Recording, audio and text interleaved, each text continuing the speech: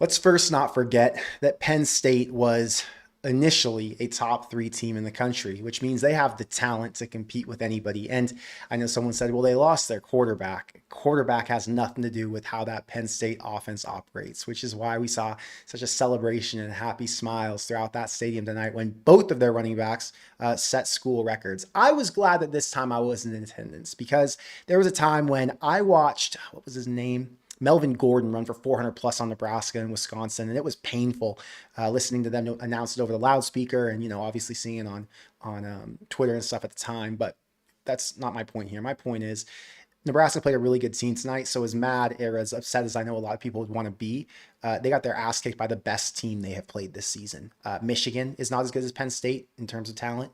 USC is not as good as Penn State in terms of talent. Another thing people talked about was that motivation is bullshit. And I disagree with that like you would not believe. Penn State, the reason that they lost the games that they did in the middle of the season was because they did lack motivation. They lost heart. They lost that like fire that a lot of these other teams have when they go and make runs. And Penn State then bounced back and beat the shit out of Nebraska. Now, there are a lot of reasons they did. One is because Nebraska's not a very good football team, as we all know. We've learned that. I mean, losing to Minnesota told us what you needed to know, right? You go and get your ass kicked by a Minnesota team who's barely going to make a bowl game. You realize that Nebraska's on the same level as them. So yes, the 7-3 record was hot. It was fun and exciting.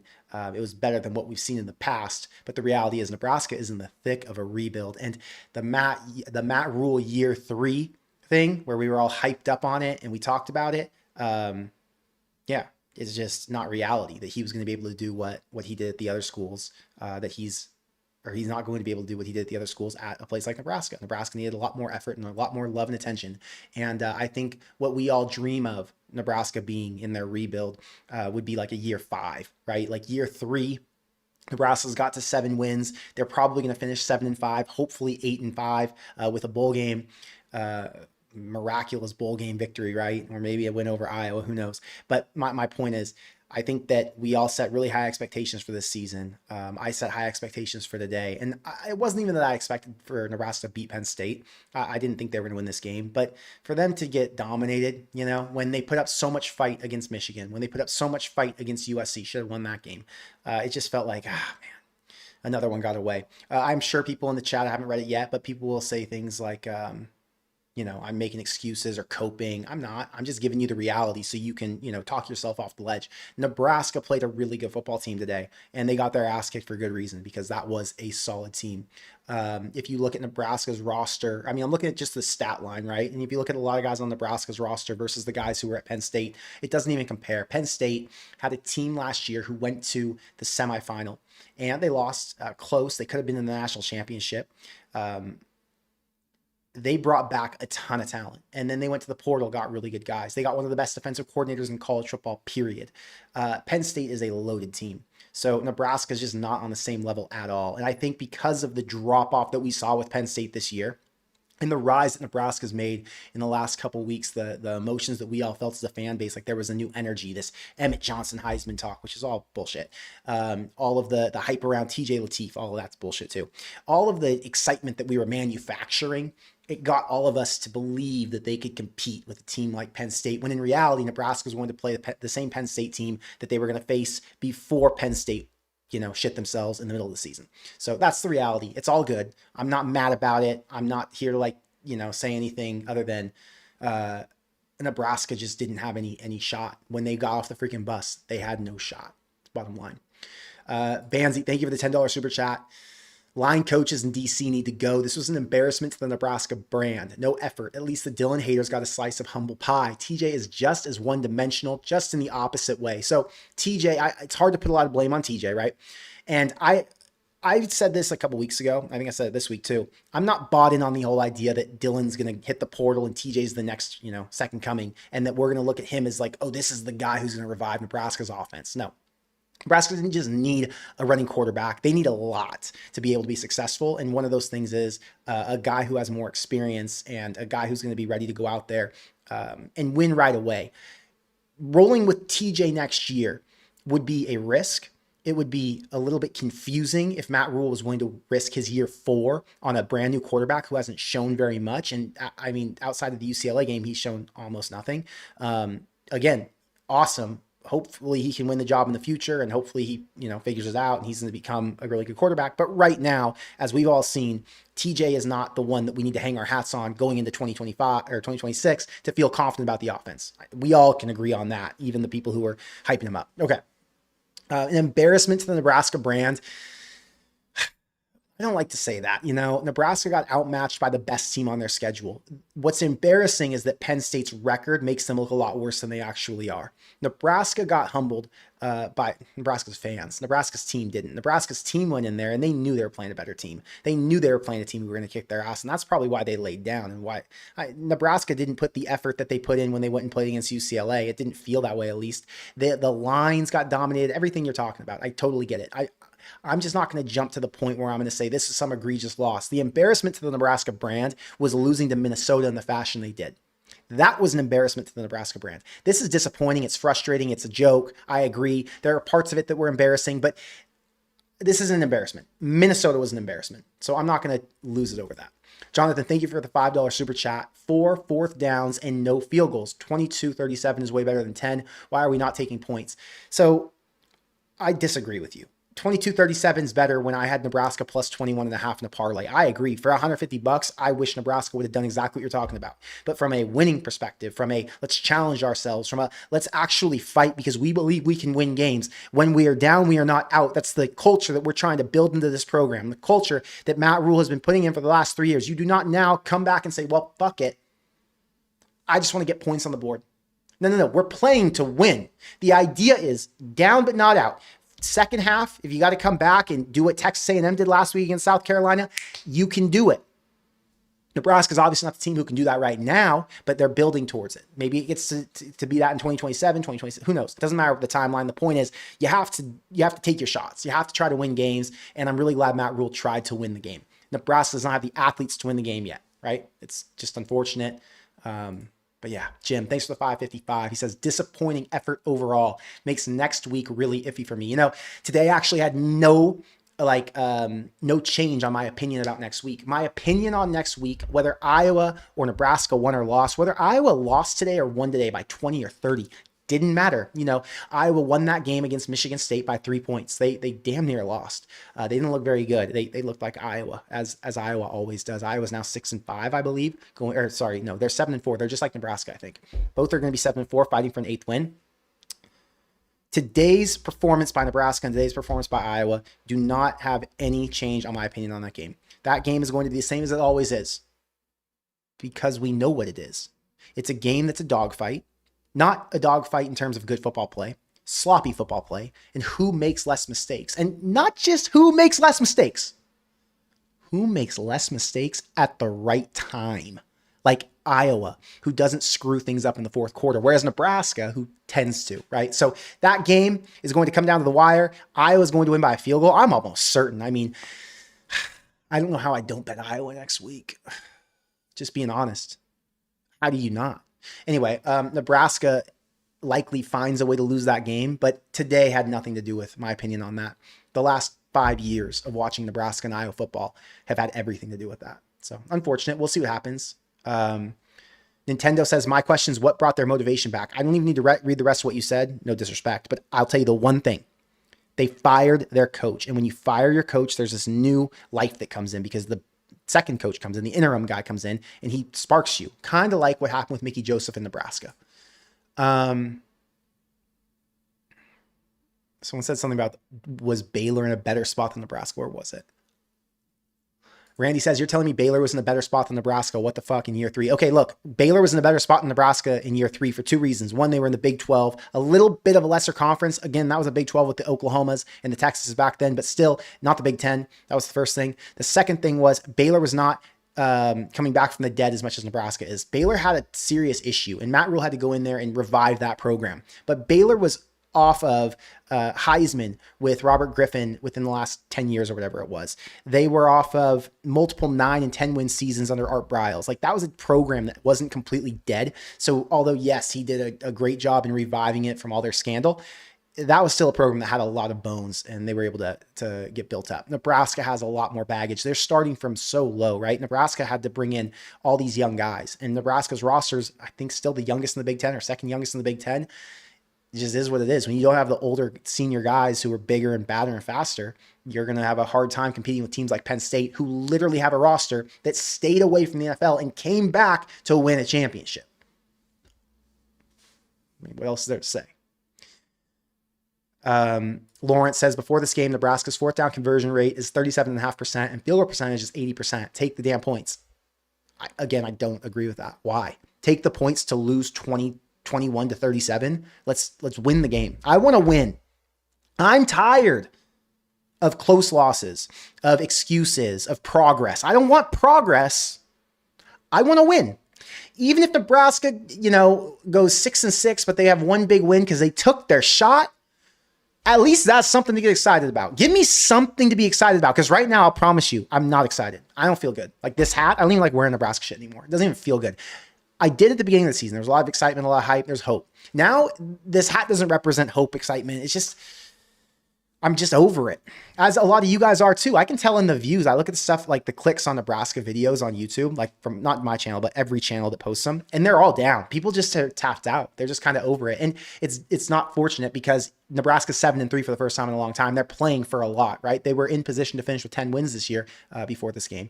But why are fans checked out? Because the energy just feels flat. It doesn't feel exciting. I don't know. I want excitement. So take the shot and try to win. A win like this today would have really changed our attitudes. By the way, Grunkmeyer was 11 of 12 for 181 yards. I hate the stats and all the shit that says Nebraska's got statistically the top passing defense, or the top rush. Get out of here. They play nobodies. They rack up these, solid statistical rankings, and then they get exposed the moment they're on the field with a competent team. I hate that. It's just the overhype shit, right? The Emmett Johnson overhype, the TJ Lateef overhype. Why does everything have to be overhyped? It's so draining. Like, I have this Nebraska fatigue at this point. Sorry, I'm ranting. I gotta chill. It's just emotionally draining being a Nebraska fan. And you guys know you're in the same boat as me. It's just a lot. It's so heavy. One more week. One more. Stewart says the Matt Rhule year 3 thing is bogus. The conferences he coached in before were definitely not the Big Ten. Big things are coming in the next couple of years. Yeah, it just takes more time. I still believe in the Matt Rhule rebuild. I still believe in Matt Rhule's philosophy and the way he's going to execute on his plan, right? It's just this plan at Nebraska takes longer than this plan at Baylor, than this plan at Temple. It's like Scott Frost. Scott Frost went to UCF. He executed his plan. Bam, they're undefeated. He comes to Nebraska. Where is it? Nothing came. Just dead. So Matt Rhule's going through the same thing, right? And this doesn't change my belief in what he's building. It's a longer rebuild than we would have hoped for. And, next year they're going to get all this offseason hype. Nebraska's going to do well in the portal again, I'm sure. And people are going to be talking about, well, this could be it. This could be where Matt Rhule, Will Compton's going to come on. Oh, this is it. Champion.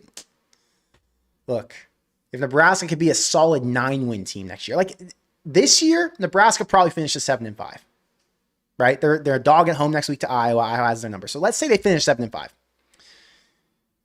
It's underwhelming because it's under their Vegas projection. It's underwhelming because of how much, we all believed and bought in.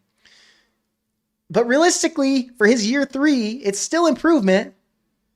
So year 4, we're talking about, okay, now we can realistically talk 8, maybe 9 wins. It sucks because you thought when you get the 5-star quarterback in that he's going to go and do some things that are miraculous or that are really cool or fun to watch. And unfortunately, been some underwhelming play on that side of the ball. Anyway, just thinking about things. Your comments get my brain going. Jonathan, thank you for the $2 super chat. He says, this performance makes us extend Matt Rhule. Shake my head. Okay, yeah, the coaching extension stuff is such nonsense. They give these coaches these massive contracts for no reason because they're afraid of losing them. When in reality, I think there are a lot of coaches who could do well at certain schools. The one defense I have of Matt Rhule is how many coaches would you feel good about leading the way at Nebraska right now? And how much do you respect what Rhule's building and what he's done? I have a lot of respect for it, to be honest with you. The brand attention, the brand recognition is at an all-time high. I mean, not an all-time high, but a 20-year high. And the fan support is at a serious high. I mean, people believe now, and it's taken a lot for Nebraska fans to believe. We didn't believe when they had Mike Riley. The belief started to die with Bo Pelini. The belief died quickly with Scott Frost. I mean, Matt Rhule's done some special things here, so I understand why they wanted to keep him.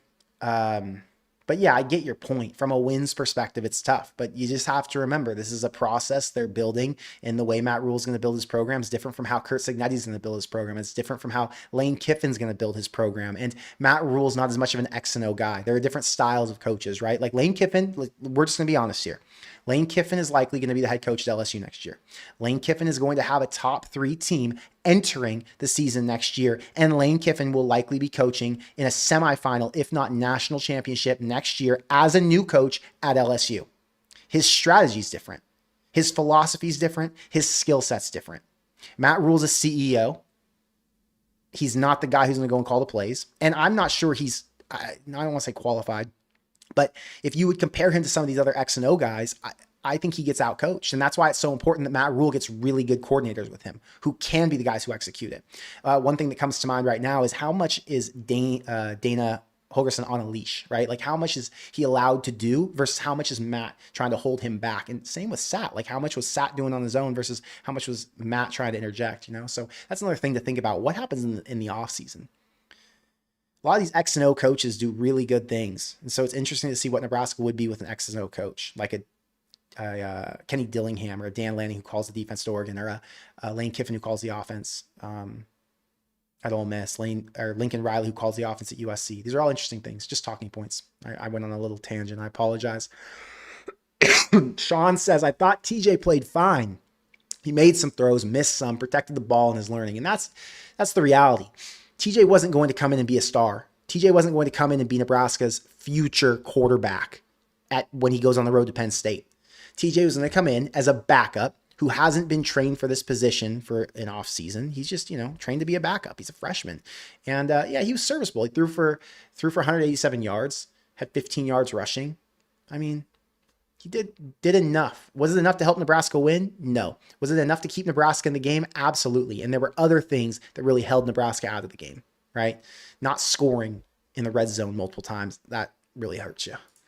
Nebraska Edits, thank you for the $10 super chat. Trench play is still the problem. We can't develop and miss on big guys inside the state of Nebraska. Do they miss on the big guys inside the state of Nebraska? I don't know how many big guys are inside the state of Nebraska. Like, which Nebraska guys do you want them to get? The last big, no, he wasn't Nebraska. I was thinking about Nash Hutmacher. He's from South Dakota. But my point is, I think they get some. I don't know that they have any right now that are in the pipeline ready to play. A lot of their guys are young on the D-line, right? So, yeah, I think Nebraska needs to go straight to the portal. They got to get some good D-line guys who can contribute right away next year and figure it out from there. But yeah, the trench play is tough. It's tough to watch. David says, Iowa's a very winnable game for us. That's an insane take. Iowa is a very winnable game for us is something I would have said in the past. And I've completely cleansed myself of that way of thinking. Iowa is a nightmare for us. Iowa will be the toughest game to win of the entire season. They're not the toughest team Nebraska has played. Notice I didn't say that. Penn State was the toughest team Nebraska's played this year. Michigan is the second toughest. USC is likely the third toughest, right? Iowa will be the toughest game for Nebraska to win this year. It's a mental thing. It's a play style thing, a matchup thing. All of those are going against Nebraska. So Iowa is going to be a freaking nightmare. And right now, like I said, I would expect Iowa to win that game. Matt B says, another game, another cope from you. Rhule will be the next coach in the line of Nebraska coaches gone by year 5. Where am I coping? I think being realistic versus coping are two different things. Just explain the cope. Thanks, Matt. Colin says, inexcusable in year 3 to not have a roster that isn't completely overmatched to the point where it's a blowout at halftime. I don't think it was a roster issue. The roster did not get blown out today. The player mentality did. The players played the way they did in Minnesota. They didn't show up. They didn't execute. Now, there are multiple things, right? Like you had a backup quarterback who missed on some throws. You had some guys who missed some tackles. I I don't think it's a roster issue, though. I think they obviously have a lesser roster than Penn State right now, at least from the front line, the starting guys. But there are a lot of other issues outside of roster. A lot of it's mental makeup, drive, desire, I guess. These are all things that go into a football game, and the reasons you see certain teams win and certain teams lose. Penn State's a prime example. Penn State's mindset is why they lost to UCLA. Penn State's brain is why they lost to Northwestern, not their physicality or their roster, right? So there's a lot that goes into each of these games. Who's built for it? Nebraska's not built for it right now. Red Ruckus says 2 weeks to prepare, and this is what we get. I think that's the most unfortunate thing, right? It felt like, yes, Penn State was the better team. Yes, they were going to be favored by at least a touchdown. But Nebraska had this extra time to prepare. They've known TJ was going to be their quarterback for 3 weeks. He had a game under his belt. Like, they've got, a Heisman caliber running back in Emmett Johnson. Why is Nebraska not more prepared to go and score on 4th and 1 and convert that in the red zone to start the game to keep morale high? Why weren't they ready? It's like, well, we know why, trench play. But it's neither here nor there. I agree with you. It's tough. Jim says more excuses. PSU is good. They lost to UCLA. They lost to Northwestern. Quit carrying Rhule's water. You should be asking why wasn't Nebraska prepared after 2 weeks? This loss is on the coaches. This loss is on the coaches and it's on the players. I don't disagree with you there. More excuses. Penn State's good. Yes, Penn State's good. If you watch that game and you've watched other games that Penn State's played in this year and you tell me Penn State's not good, that's you choosing to be delusional, not me. So Jim, go check yourself, not me. Next, would you say quit carrying Rhule's water?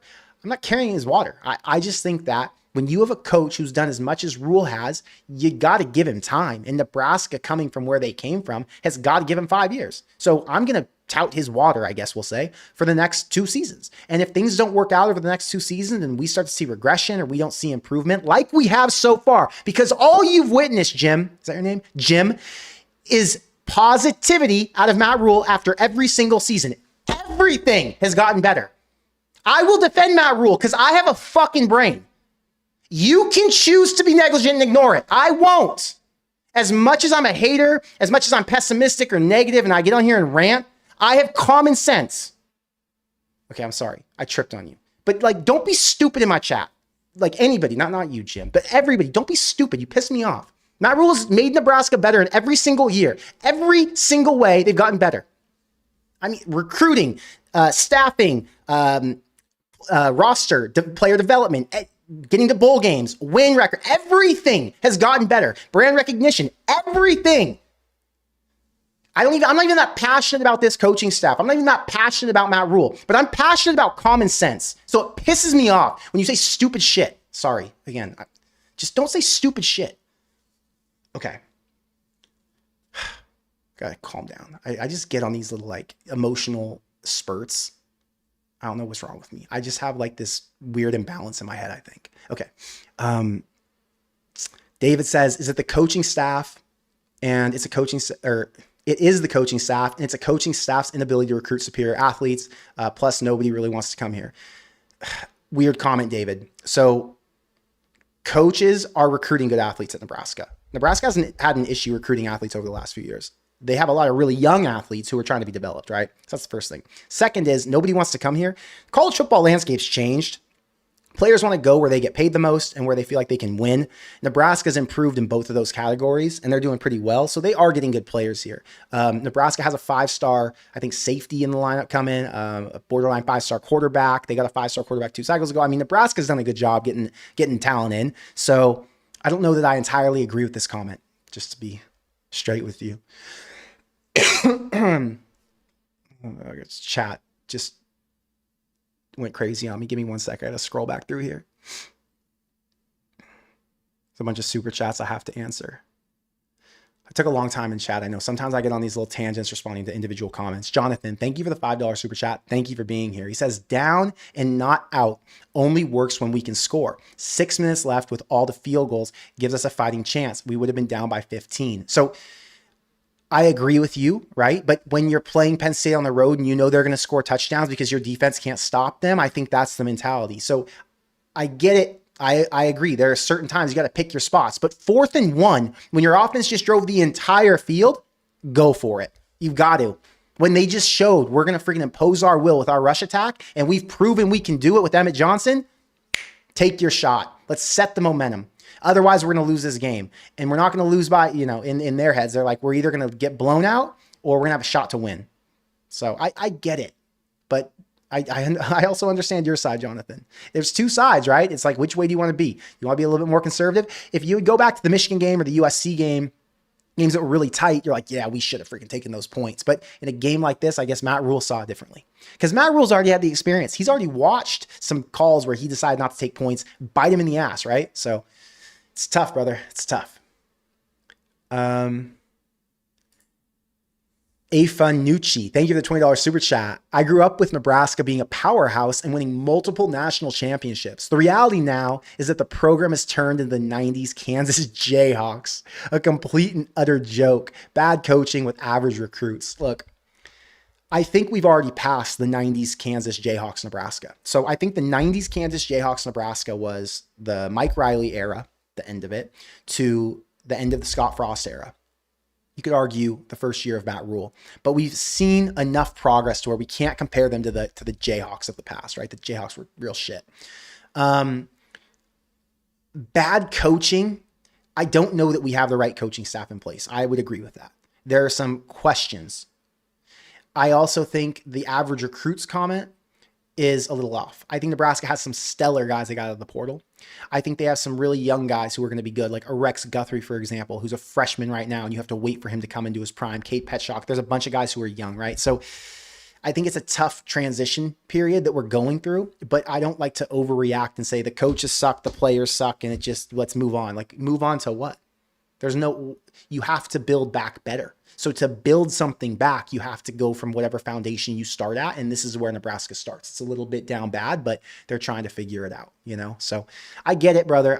I know, like, painfully, I say the exact same things you do, but you just kind of have to deal with it. You have to, like, sit through the pain to get back to the better days. And there are a lot of programs who have, and there are some programs who haven't. Some programs just wake up, the light turns on, and Kurt Signetti walks through your door.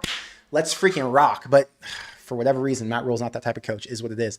Taylor, thank you for the $2 super chat. We need to invest $5 million plus into offensive line and defensive line onto Iowa. Agreed. I mean, Nebraska needs to pump money in. They need to go and get some guys they couldn't get last year on both sides. And I don't know what the outlook's going to be. I don't know what players are going to be available, but we're about 30 days away from starting to see that unfold. So I'm ready to talk about it. I'm ready to explore and get excited about it. Who knows how much money Nebraska's actually going to have to spend to compete with the Oregons, the USCs, the Tennessees, whoever else is going and fighting for these top guys, right? Texas Tech, LSU. But I hope they can pull some. You're on to Iowa message. I got you, brother. Locked in for next week. Don't even freaking think about today. Today was just a little bit disappointing and depressing. Jonathan, thank you for the $2 super chat. What bowl do you think we are going to? I think we're going to the Las Vegas Bowl. I think 7-4 leads to 7-5. Dream World, it leads to 8-4.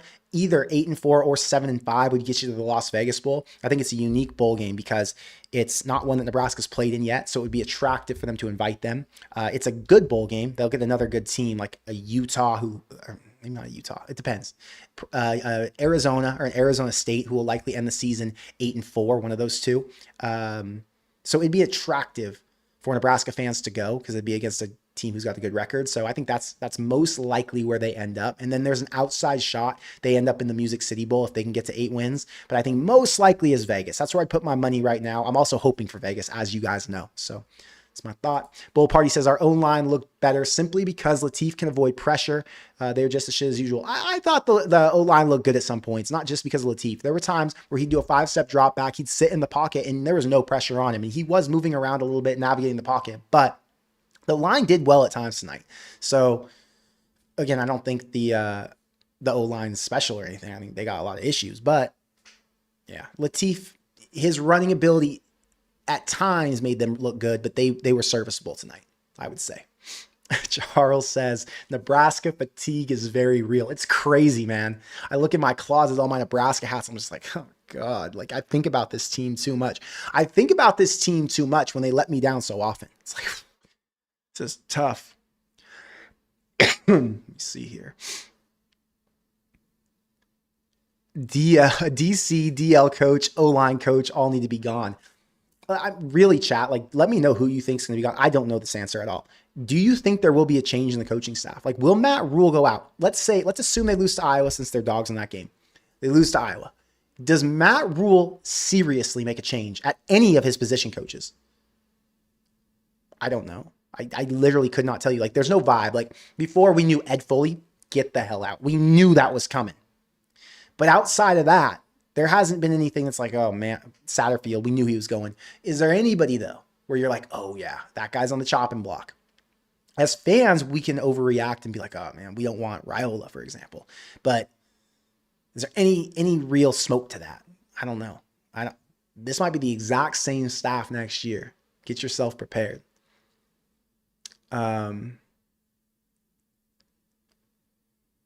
Trenton says, how can you say they will win 9 next year? Have you even looked at the schedule? I've talked about this multiple times. The schedule next year is not the teams they're playing this year, or the teams who you're watching this year. Every team will be different. They will have the same bones most likely, but you're going to see a lot of guys from Ohio State, from Indiana, from Oregon go off to the NFL, get pulled from the transfer portal. Those teams are going to look different. So, and Nebraska's going to look different as well. So Nebraska absolutely has a shot at winning 9 games next year. It's ridiculous to think they don't. This whole narrative that they're playing some brutal schedule next year, when you don't even know who those teams' quarterbacks, receivers, running backs, offensive lines are, coordinators are, let's get freaking real. You can't make an early schedule prediction until after this season ends. You don't know what these teams are yet. You don't even know who the coaches are going to be. Dan Lanning can end up the coach at LSU. You don't even know. Michelle, thank you for becoming a part of the Corn Craze Army. You got the gold membership, it looks like. You've been here for 2 years. Did yours disappear or something and then you had to join back? Well, thank you, Michelle, for being here.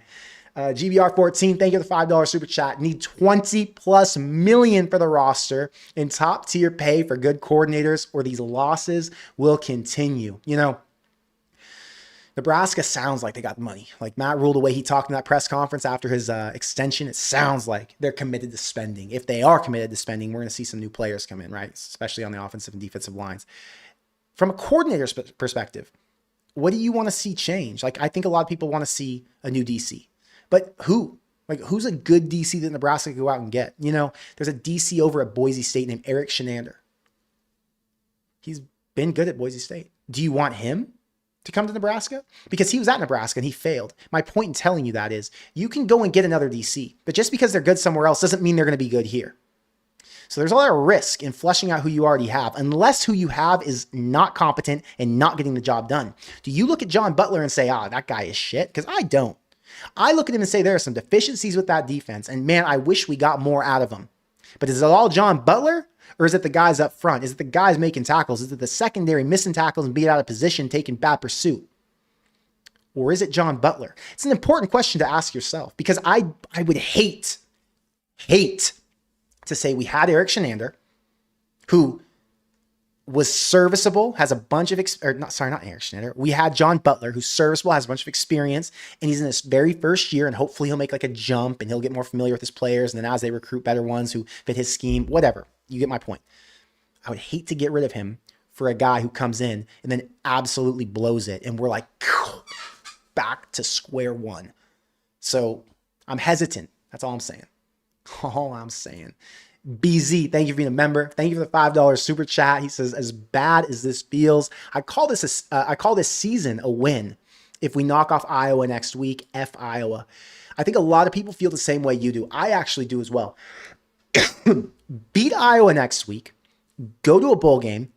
You're going to have a chance to win the bowl game because Nebraska won't have many opt-outs, if any. I would be surprised to see Nebraska with opt-outs unless these guys are hitting the portal. Because why? If you're Dane Key, you want to play. He's not like Isaiah Hunter was last year. Like, you want to play, you want more film. And these guys are fighting for their team. It feels like this is a team who really loves each other. So my point in saying that is I think they have a really good shot to win their bowl game, which means they could get to 9-4. Be amazing. Be freaking awesome. It would actually get to my preseason expectations if they were able to do that. Anyway, beat Iowa and this season doesn't feel lost. Lose to Iowa and you're a little bit frustrated. A little bit frustrated. Nebraska Edits, thank you for the $5 super chat. Crazy how Piper kid from Norfolk Catholic, who is now the starting guard for Iowa, and we're missing on every kid from Millard South. Shake my head. I don't know what's going on with that and why they're not. You know what I mean? Like, I don't know what's happening. Yeah, I don't know like what the recruiting strategy is and what the recruiting plan is and why they don't like those guys, why they're not going after them. I couldn't tell you. I'm the wrong show to listen to about that. I don't get deep enough into the weeds of in-state recruiting in Nebraska. Matt says, Rhule reminds me of Fleck, talk, and gets blown out in any important game. It's been that way so far, right? It's tough, Matt. I agree with you. It's tough. I always revert back to what he says, which is, well, we're building, we're trying to get it, into the right position, and then we're going to start winning these games and all the talk. I don't know. It's tough. Like I said, Matt Rhule is not an X&O expert. He's not Lane Kiffin. He's not Lincoln Riley. He's not a coach who's going to come in and put together this crazy game plan that's going to, throw your team off. So Matt Rhule's a CEO and he's a builder. So he's trying to build his program into the place where they're going to consistently win these games, right? I just don't know how long it'll take him. It's tough. High Mountain Guy says, Nebraska issued the "we're afraid to lose what we have because we're afraid we can't do better" extension. Duh. Haven't you seen this with Frost already? Yeah, I mean, what are the options? Who's Nebraska going to go and get? You're just going to go take another shot on a guy who, if we're going to, High Mountain Guy, playing that game means this.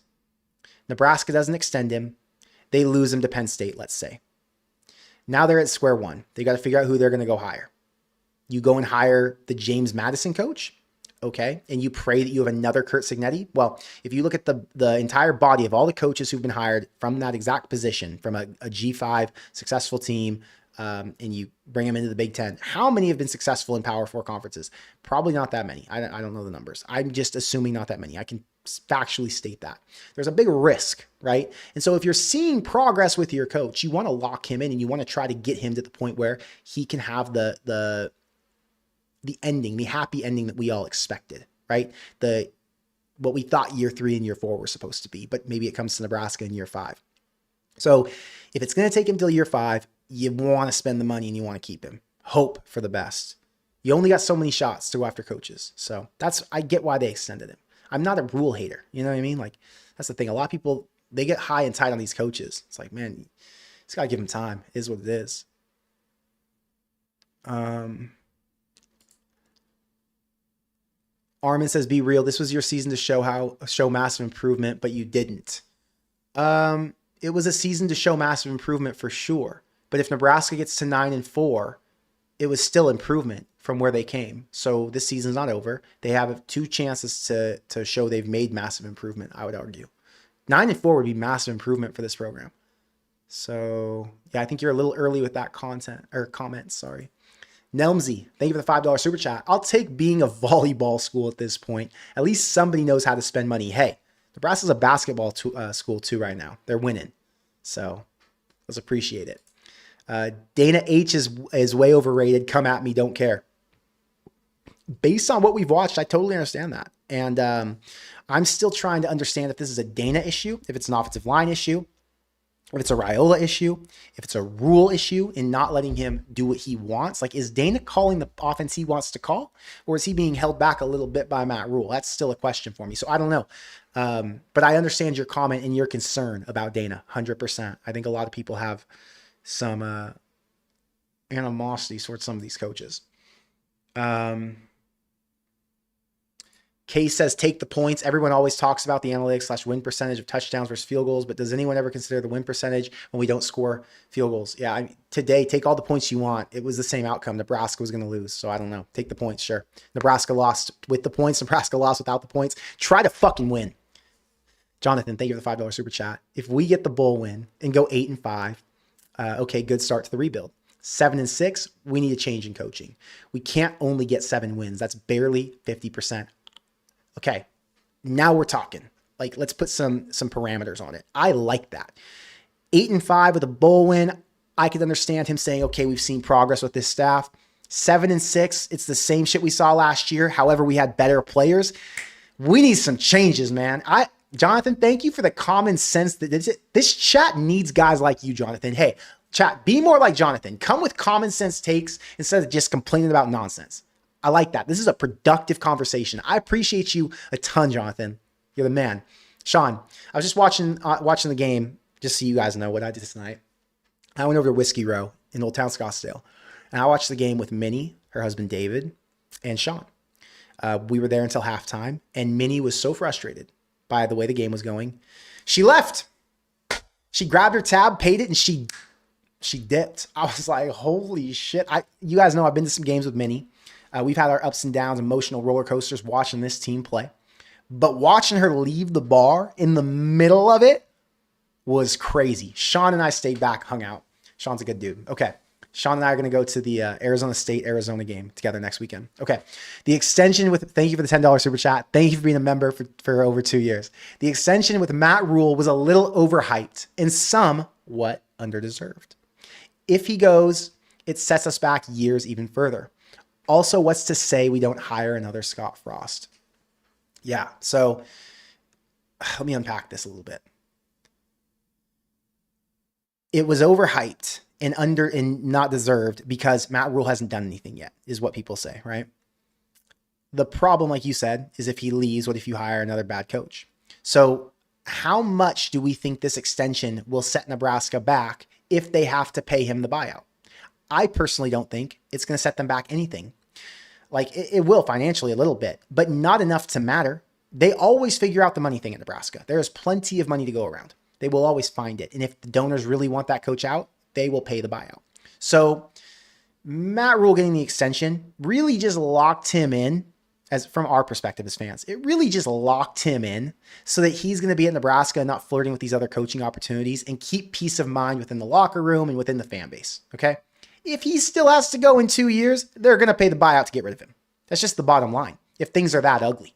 So what we've learned in college football is the money is found always. It doesn't matter if the buyout's $80 million. They will find a way. So yeah, if you had to extend him, extend him. I think that's what you're saying, Sean. You're on the same page with me. Lawrence says, I'll respectfully disagree with you, Connor. I'd rather trust the stats when it comes to these decision-making scenarios, and I feel the coaches need to pay attention to those analytics. You're talking about the going for the points and all that.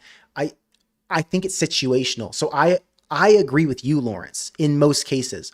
I'm specifically speaking to tonight's game only. In other games, I 100% agree with you. Against Michigan, against USC, close games, all that. But when Nebraska's getting their ass kicked against Penn State, I think it's fair to say they got to take their shot. And Matt Rhule knew they were going to. I mean, they probably knew more information than we did about this Penn State team based on the film they've watched, right? And they knew this was going to be a really steep climb if they were going to win the game. And that's why they were taking more shots than maybe they would if they were playing at home against a USC, for example. So, Lawrence, I think you and I are on the same page. But I think in this one game, that's the discrepancy. This one game I'm saying was the anomaly and why I think they had to take the shot. Black Fire says, bro, you're so bipolar. Thank you. I appreciate that. Let's see. Talis says Harburg should be the starting QB. Okay. I don't know that he's prepared to be the starting QB. I think that's the best way and why I laughed a little bit. Like I laughed at your comment, not out of disrespect to your comment. I laughed at it because I'm like, man, could you imagine if a tight end came in and played quarterback when he hasn't been trained or preparing to be the quarterback for the entire season? That'd be, I think, a little bit tough. That's why I laugh. I totally understand your idea though, saying, well, Harbur's got the experience. He was a good quarterback. He won some games for Nebraska. I get it from that lens. I just don't think it's an easy transition after he's been working as a tight end for so long. It doesn't have any reps with the receivers, right? So I don't think that works. Let's see. Charles, who said this? Bro says we look good enough to beat Iowa after getting absolutely throttled by a 4-win team. LMAO, you are the problem, sir. Who said? Are there people in the chat saying that? Oh, I see one. I see one chat. Iowa 16, Huskers 6. That was funny. AF, thank you for the $20 super chat. Connor, I appreciate you, yours and John Johnston's content year after year and week after week during the season. But as a Nebraska fan, all we look forward to is content. Fuck it, GBR. Brother, thank you for being here. I'm telling you, I only make the content because of you. I only make the content because when I go to games and I meet all the people and I don't have to look at your screen names. I actually get to see you in person, shake your hand, talk to you, bullshit a little bit. And you guys tell me you appreciate it and like it. I'm like, damn, I got to keep making content. So I make it because of you guys. And I do know it's entertaining. I try my best. But yeah, thank you for being here, brother. Thank you for always supporting. It means a lot to me. I promise you. Let's see. A lot of back and forth in the chat. TJ isn't moving the needle versus Iowa's defense. Needs someone who can actually spin it. You know, it's going to be tough. It's going to be tough to beat Iowa either way. I'm just thinking, like, is there a... After tonight, it's really hard for me to find any optimism against Iowa. I'm just being real. Like, there's no way Nebraska's beating Iowa. Instant reaction to the Penn State game, obviously. Give me 3 days and we'll start to break it down and look into it. And it's like, wait, Nebraska beat them in this way and this way. But yeah, it's going to be tough. I don't know, man. I don't know. It's going to be tough. I agree. I agree. Rhett says it's not hard to build in today's era if you have NIL money. Brother, I couldn't disagree harder. I mean, like, with a hammer, I couldn't disagree harder. There are tons of schools with NIL money. Tons. And they're struggling to rebuild. USC has tons of donor support and NIL money. USC has been a failed program for the past two seasons ever since Caleb Williams left.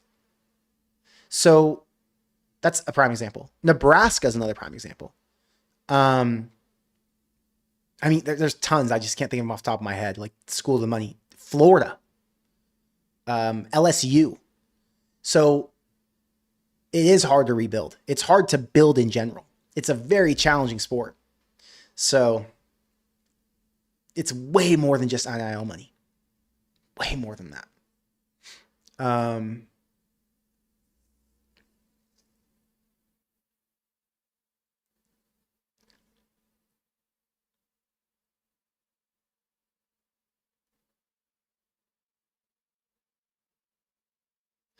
Reading the chat. Charles says the formula for beating the Huskers is simple. Quality defense, competent run game. Iowa has both. Thank you. You summed it up so perfect for me. That's why I'm afraid, you know? Brayson says Dana's been disappointing. Yeah, I feel like a lot of people are on the same boat with that. Nelmsy, thank you for the $5 super chat. Did I do this one already? I did do this one. Wait, where are we at? Let's see.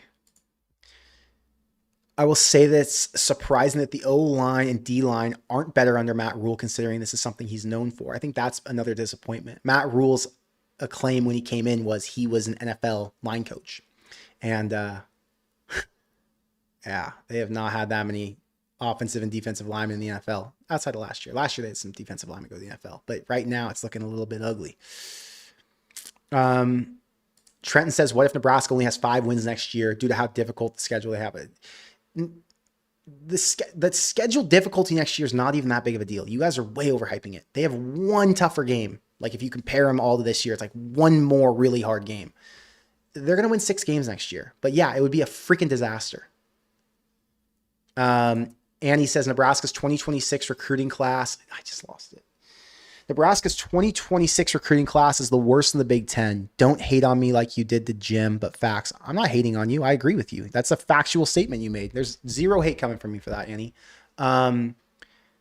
But I'm not worried about this class. They're going to go to the portal and they're going to build through the portal. So I'm not too concerned with how that class is going to finish out. I think a lot of... I'm reading other comments. Sorry. I think a lot of the recruits that Nebraska are going to pick up are going to come from the portal and from other schools. AF, thank you for the $20 super chat. I appreciate it. Wow, dude, you're losing it. Now you're calling people in your chat stupid and lacking common sense because of their opinion. Get it together, bro. Nebraska's been trashed for over 20 years and we're all suffering because of it. I agree with all of it. I crashed out. I did. I crashed out. I still stand on what I said about lacking common sense. If you make statements that are lacking in common sense, I have to call it out. And that's okay. There's no there's zero hard feelings or bad blood between us. I would say this to your face or online or whatever, and you guys would say it to me too. Like, it's all love. This is all bullshit. You know, we're talking about a football game. So nothing's personal. I just disagree with your opinion in such a way that I have to call it out. That's all. But yeah, I'm a kind of a crash out. Again, thank you, AF, for being here, and for everyone else who's being here. Even if I disagree with your comment and you disagree with mine, because a lot of you disagree with mine, which isn't a problem. We're all here to just talk and bullshit and vent and be emotional.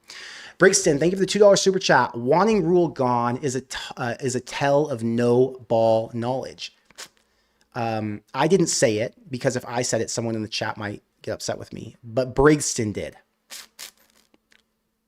Retweet. Smoking Cactus, thank you for the $2 super chat. Back-to-back bowl seasons in over a decade GBR. Now we got some positivity. That's right, Smoking Cactus. We needed you here. We needed you here to come and give us something exciting to talk about, right? Nebraska's going to a bowl game. Nebraska's going to go and play against a good team in the bowl game. They're going to play against an ASU in Arizona, somebody good, not Boston College from last year. So we have something to look forward to in December. Who would have thought that? You know what we call that? We call that progress. I love progress. I love it. PlayStation, thank you for being a member. Thank you for the $2 super chat. So Las Vegas Bowl against ASU and ... Jeff Sims. Yes, sir. It would likely be a Jeff Sims. I don't know if they'll play ASU, though. They could end up playing Arizona. They could end up playing Utah if Utah loses again. I mean, they could play TCU. There are a lot of... No, not TCU. TCU wasn't the former Pac-12 team. It's really going to come down to ASU, Arizona, or Utah, I think. Yeah, I mean, that's if Nebraska goes to the Las Vegas Bowl. I have no idea if they will. It's just my prediction based on their current record, right? But it would be a really, really intriguing matchup. Could you imagine Jeff Sims going against the Nebraska defense? That'd be hot. Nebraska playing against Kenny Dillingham and Arizona State, if Kenny Dillingham's still there. Arizona State, who's a year removed from the playoff. That'd be hot. Oh, I hope so. Nelmsy, thank you for the $5 super chat. I look at where Indiana is, and I wonder to myself, why not us? It's not a money problem. Brother, it's luck of the draw. They hit the jackpot. Go buy a lottery ticket, and then I'll go buy a lottery ticket. And when I win and you don't, you're going to say, well, why not me? Luck of the draw. Just pure luck. No one could have predicted what Kurt Signetti was going to become at Indiana. I mean, that was so off the wall. How many times in college football history have you seen a team like Indiana go from absolute no business being competitive to overnight being in a playoff, and then the very next year looking like the number one or number two best team in the entire country with a Heisman frontrunner quarterback? That doesn't happen, right? So just total freaking luck. Crazy. Lucky. Thank you for being here. Embarrassing show, seriously. I appreciate it. Thank you, sir. Tom, Connor, going for a touchdown instead of a field goal on the first drive and not executing and making it. When on the sideline, you could see Rhule's unsure of his decision and not wanting to just call a timeout in the team. You're saying that, are you saying you agreed with it or didn't? I'm misunderstanding your comment, Tom. I'm sorry. You're saying he was unsure of his decision and not wanting to call a timeout. Yeah, I mean, it's a tough call, right? It's like, these are such high pressure scenarios. And like in his head, he's probably like, I got to go with the analytics, but also in his heart, he's like, fuck, if I want to win this game, we probably got to go for it right now because we have momentum on offense. It's really tough. And that's what he's getting paid the big money to, to make those decisions for. He's going out here and trying to say, is it worth it? I've got my job on the line. Is it worth it for me to try and go for this 1 yard, or should I just take the points? And for whatever reason, he believed it was worth going for it. So it's all good. Caleb says, I'm so used to this. I'm not even mad. That's how pathetic it is. That's how I felt, brother. That's 100% how I felt it.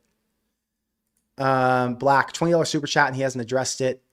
BFFR. Which $20 super chat did I not address? Let me know. Thanks. Let's see. Rod, thank you for being a member. Thank you for the $10 super chat. If Matt Rhule doesn't show Donnie the door at the end of the year, I will no longer hold his water. Yeah. I have like a little bit of a feeling, that he's going to be out. Like in my head, if there's going to be a change, that's probably where it would come. But at the same time, the politics behind the scenes with the Riolas, no one knows how deep those go, right? But are the politics too deep? Who knows? I get it, Rod. I'm kind of on the same boat.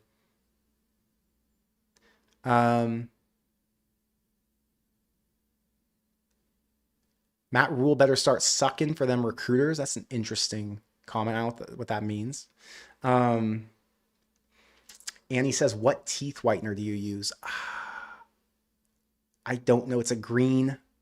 It's a green box. It's green and white. Is it Go? I can't remember the name off top, Annie. I'm sorry.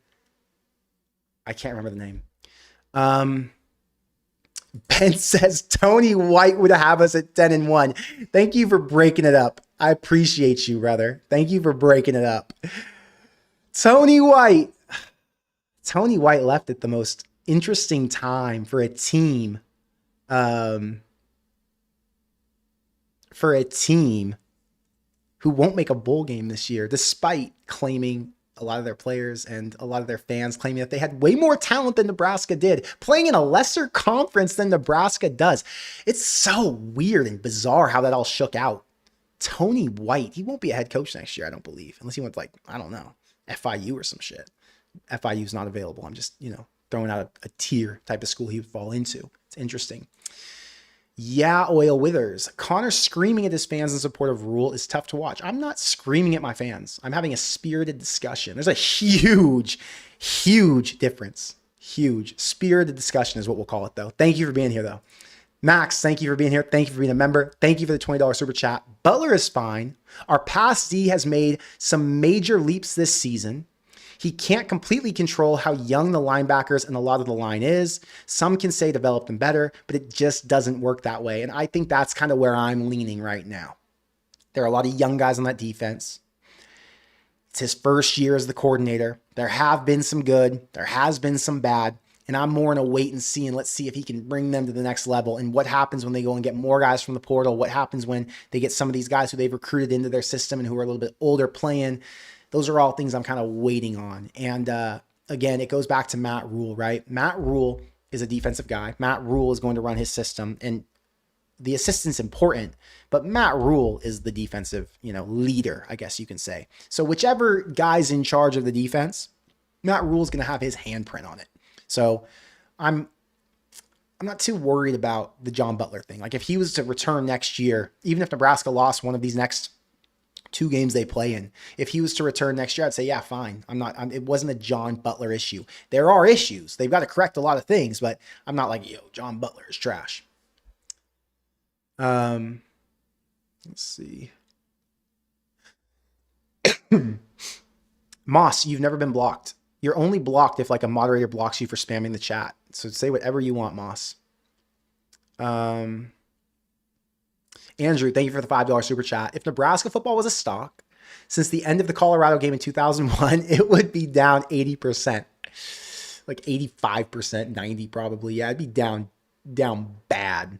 Nebraska, don't buy stock, and go back and tell your future self, do not buy stock in Nebraska after this season. Jack says, Connor, what are your thoughts on the terrible 4th down conversion rate this year? It's a combo.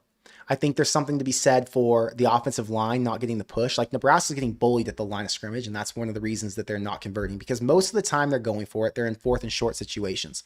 So when you can't convert on 4th and short, it's the offensive line.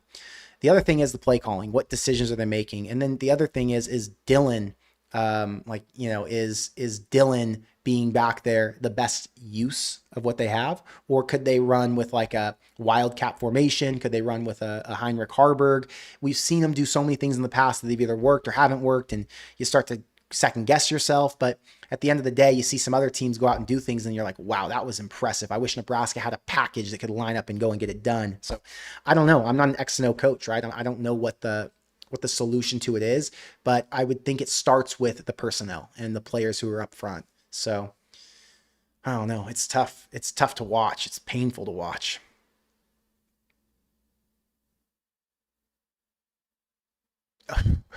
We are Reiki. This is delusional listening to the bullshit being spoken here. The chat is the only sense being made. I love that. I'm reading the chat, and if you tell me that the chat is the only thing making sense, brother, good luck in life. Let me know what you think my delusion is. Let's see. I'm not Rhule propaganda, yeah, Oil. I'm not Rhule propaganda. I'm not saying Rhule's like a superstar coach. I have not gone out and said Rhule's like, the answer, and Rhule's going to be the one who gets Nebraska over, and they're going to become this superstar program that we all hope they would.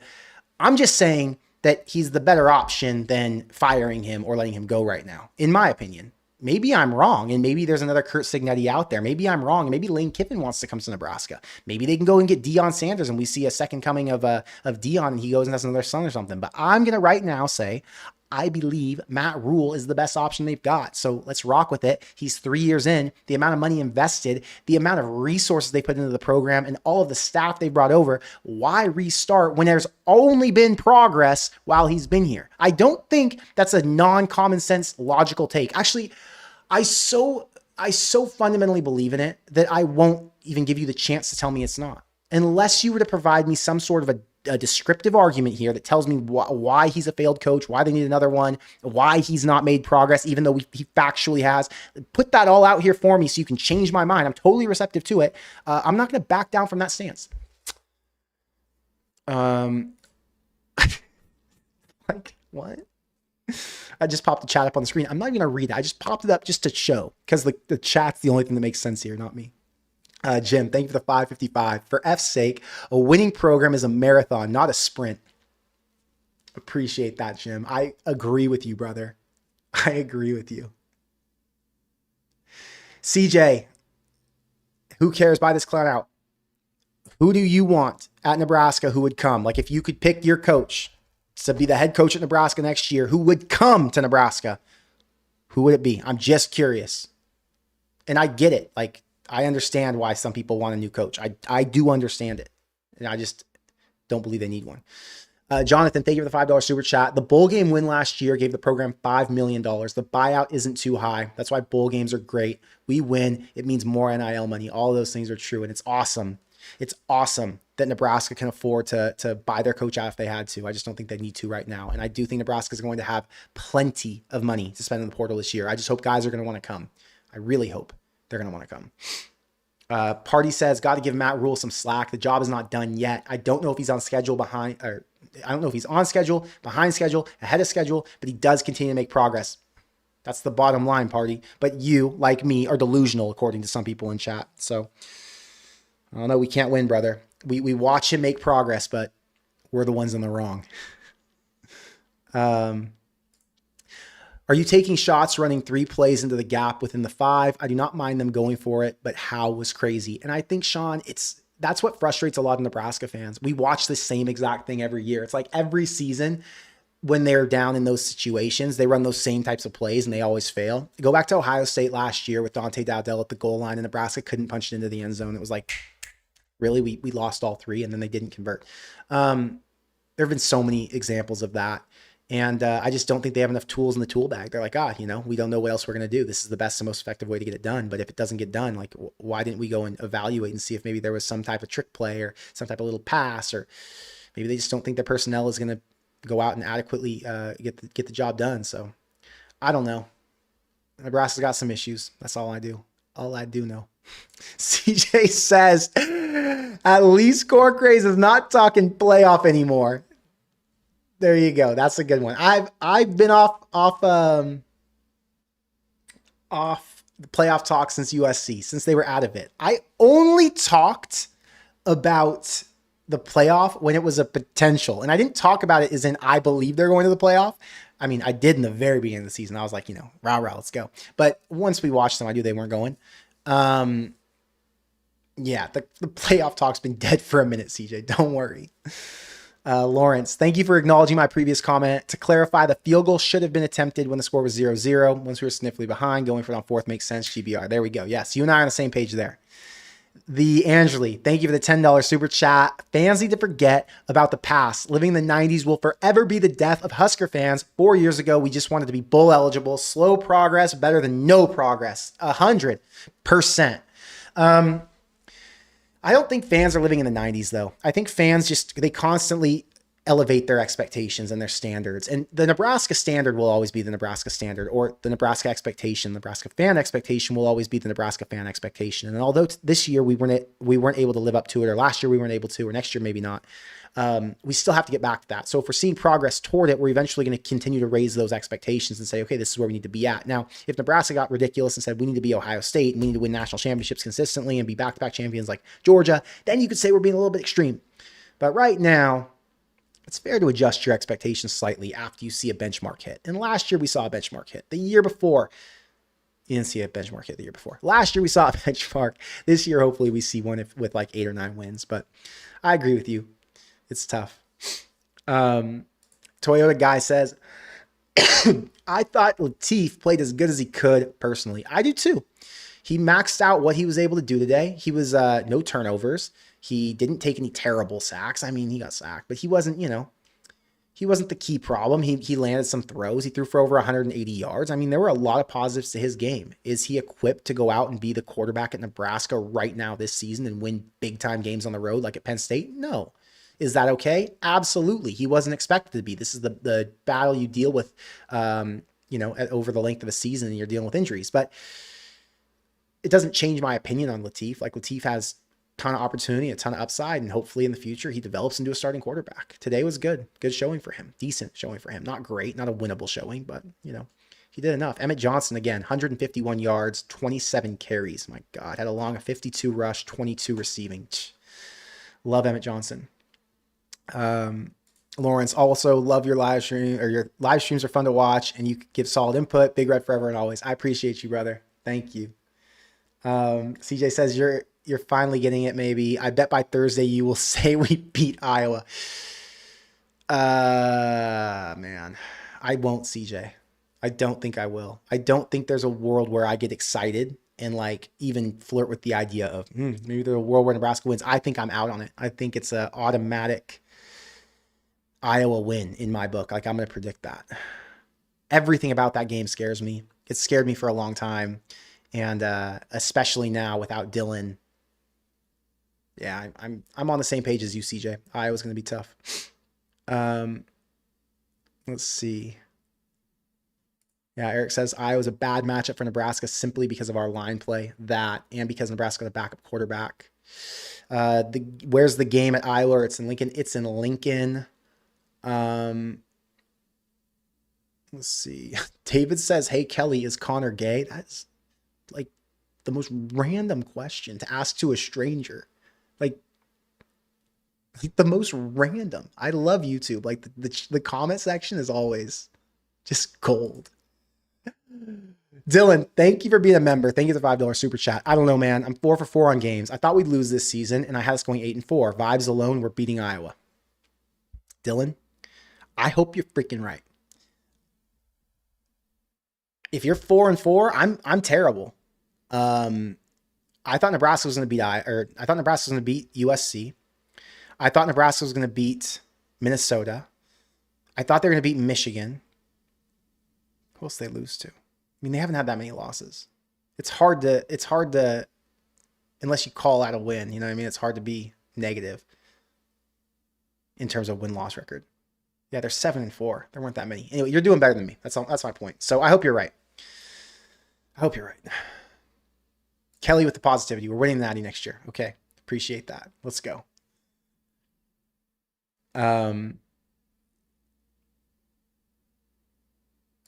A lot of trash in the portal. Absolutely. Cozy says, how much money is freed up from players leaving? Lots. But will less players enter now with the cap limits? No. I do not believe that players are not going to enter the portal for cap limits. Like, there are so many schools, and all these guys want to go to the NFL. That's their ultimate goal. They want to play. That's the main reason guys leave, right? Is they want to play. The secondary reason guys leave is because they want to make more money. There's less guys leaving programs because they want to go get big checks, because not enough guys are equipped to go and get that type of money. They don't have the stat lines or the proven performances to go and get that. So guys are leaving to get on the field. They're leaving for better opportunities and better situations. Justin Rhett, for example, last year transferred into Nebraska from Georgia. He needed an opportunity, and Nebraska gave it to him. So the money isn't going to change the portal, really. Let's see. Splurge says Georgia Tech lost. Yeah, Georgia Tech got their ass kicked today. Insane. I mean, I thought they were actually good. I thought Georgia Tech was good this year, and they're just carried by their quarterback, apparently. Jose says fire Satterfield. The tight ends haven't been a huge factor, especially in the red zone. Yeah, I don't know. is it the tight end coach who's the issue, or is it the offense that's an issue? I tend to think it's the offense that's the issue, like the play calling. I don't know. Um, if the O-line coach is let go, can we hire Penn State's? They look great. Yeah. I mean, I don't know what's going to happen with the coaching staff this offseason. Nelmsy, thank you for the $2 super chat. I've been told we shouldn't have left the Big 12. I've been told that too, brother. I've been told that half a dozen times. Nebraska should have never left the Big 12. I've heard it. I know. Jonathan, thank you for the $2 super chat. Need to bring in the Eagles and tush push. Yeah. Bring in the Eagles. Bring in, I don't know, Heinrich Harburg, I guess, and figure it out.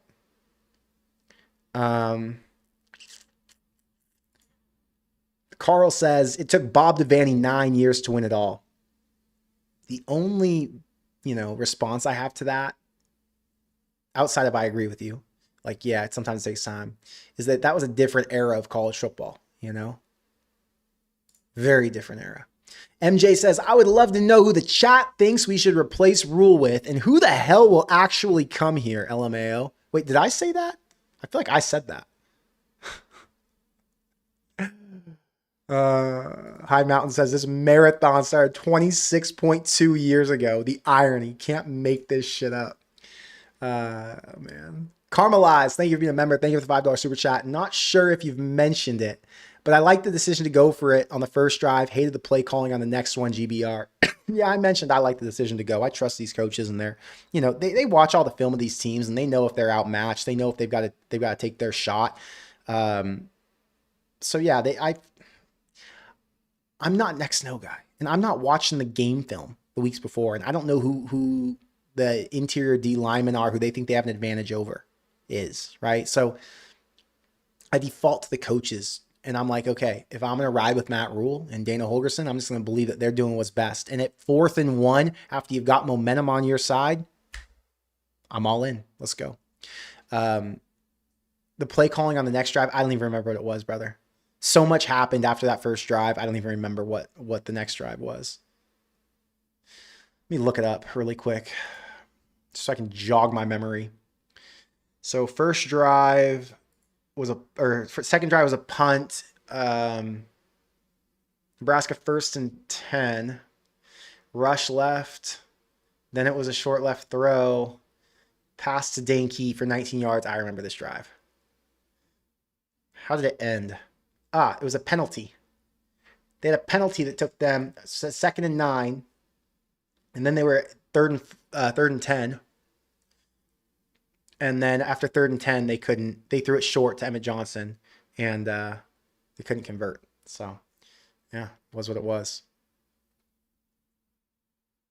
A lot of back and forth between each other in the chat. Kelly says, damn, Wisconsin beat Illinois 27-10. Thank God I won that game. I lost the Nebraska bet, but I won the Wisconsin. I had plus 8.5. Matt says, hey, Connor, at least the volleyball and men and women's basketball teams are undefeated. Fantastic. I freaking love it. Awesome. I don't watch basketball, not much, and I don't watch volleyball. So for me, a lot of my joy and happiness around Nebraska sports revolves around this one. So I've had pain for a long time, and I don't collectively celebrate wins like, oh, well, Nebraska volleyball won, so I'm happy with Nebraska athletics. It's like either Nebraska football does it or I don't give a shit, No disrespect to volleyball fans or the volleyball team, the basketball team, any of that. It's all awesome. It's just not my thing. I'm just so into football. It's my deal. But yeah, I'm glad they're winning for you guys because I know you guys do enjoy it. There are a lot of people who message me and they're very excited about volleyball and basketball. So it's fantastic.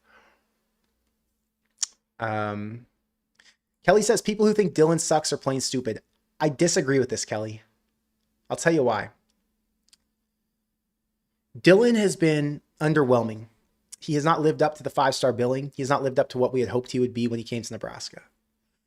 Now, you can say that's because of him. You can say it's because of the offense. It could be the offensive line. There are multiple things going on here, right? However, he has had some very mediocre performances. And I wouldn't say he sucks, but I do understand people who say that he's not that good. I get it. He hasn't been the best quarterback. And there's room for growth. I think that's the positive thing. I would be extremely excited to have him back next year, and I hope he is back, and I hope he starts. But up to this point, it's been a tough go for him. You've seen some shining moments. He would have beaten USC. I fully believe that. But there have been a lot of ups and downs for Dylan Raiola. So I'm not trying to defend people who say he sucks, but I'm empathetic towards them, and I totally understand their position. Like, I get it. The real HN says, guys, Rhule would have gotten sacked 15 times and we would have gotten shut out. I get it.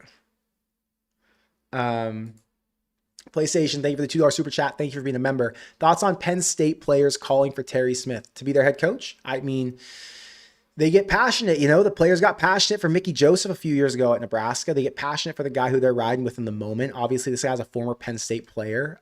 He's been there for a long time. So I get it. I mean, he's been a good coach down the stretch. They've really rebounded. If you're Penn State and that's your best option, it's like, oh man, not a lot of proven success. But how much proven success do you need if you go out and win the games you really need to win to get bowl eligible, right? Like, his track record is going to speak for itself if they go and get to a bowl game and win it, which I believe they will, because they're going to be 6-6 going to some, guaranteed rate bowl or something like that. So, yeah, should be awesome for him. I don't know. Like, if I'm a Penn State fan, if that's what I want. I don't know too much about the guy. I haven't looked into it, but if that's what the players want, I totally get it. Jacob says he doesn't suck. It's a stupid take. Stop defending this, Connor. Love your takes, but seriously, what's your problem against Dylan? I don't have a problem against Dylan. I've defended Dylan, love Dylan. He's great. Leader of the team. They built the offense around him. Want Dylan to be successful. Expect Dylan to be successful next year when he comes back. I'm high on Dylan. Dylan's great. There have been times when Dylan has not looked very good. And I don't know if it's a Dylan issue. Is it a him not developing? Is it a coaching issue? Is it a scheme issue? Is it the offense around him and the players and personnel? There is an issue with Dylan, or an issue for Dylan. And I'm just curious to know what it is. Dylan's great. I love Dylan. Face of the franchise. Dylan has not been a fantastic quarterback at Nebraska. Dylan has not been a top 5 quarterback in the Big Ten, as he should be with the weapons that he has on the outside. Dylan has some limitations for whatever reason. So that's all I'm saying. If Dylan was at another school, I think he'd be a lot better. Jonathan, Dylan is getting there, but needs improvement. Latif, I think, is better at running, but Rhule is the better passer. Summed it up. Done. Thank you. Jonathan spoke for me.